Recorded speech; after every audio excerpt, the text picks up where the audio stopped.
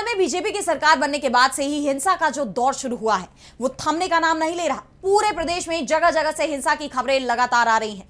TMC नेताओं के ठिकानों पर बुलडोजर एक्शन हो रहा है। ममता बनर्जी इसे लेकर कलकत्ता हाईकोर्ट पहुंची, जिसके बाद कोर्ट ने बुलडोजर एक्शन पर रोक लगा दी और अब ममता की तरफ से शुवेंदु अधिकारी को बड़ी चुनौती देने की तैयारी शुरू हो गई है।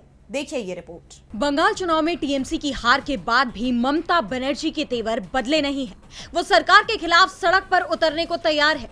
बीजेपी सरकार को उसके बुलडोजर एक्शन पर बैकफुट पर धकेल चुकी है और अब शुवेंदु अधिकारी की नंदीग्राम सीट छीनने की तैयारी भी शुरू कर दी गई है।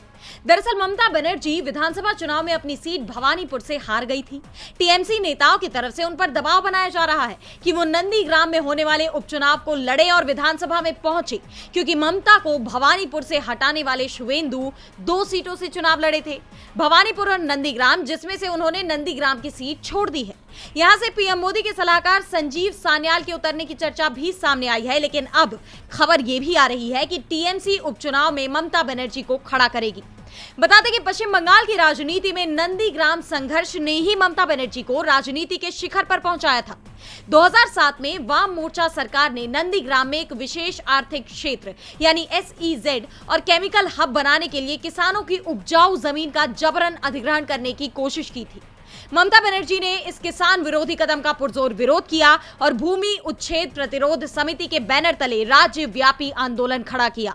नंदीग्राम और सिंगुर के किसान आंदोलनों ने ममता को मां माटी मानुष का लोकप्रिय राजनीतिक नारा दिया। इसकी बदौलत 2011 में उनकी पार्टी टीएमसी ने भारी बहुमत से जीत हासिल की थी और वामपंथी शासन को हटाकर ममता सरकार बनी थी। और अब अगर ममता नंदीग्राम सीट जीत लेती है तो शुवेंदु अधिकारी की सरकार दबाव में आ जाएगी, वहीं टीएमसी जोश में होगी।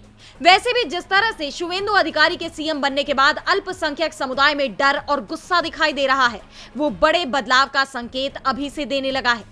बीते दिनों कोलकाता और आसनसोल में नमाज को लेकर जबरदस्त टकराव की स्थिति बनी। आसनसोल में तो हिंसा भी हुई। पूरे राज्य से इस तरह के वीडियो लगातार सामने आ रहे हैं। ऐसे में ममता अगर नंदीग्राम से उतरती हैं तो ये बीजेपी के लिए बड़े संकट के संकेत होंगे। डीबी लाइव की रिपोर्ट।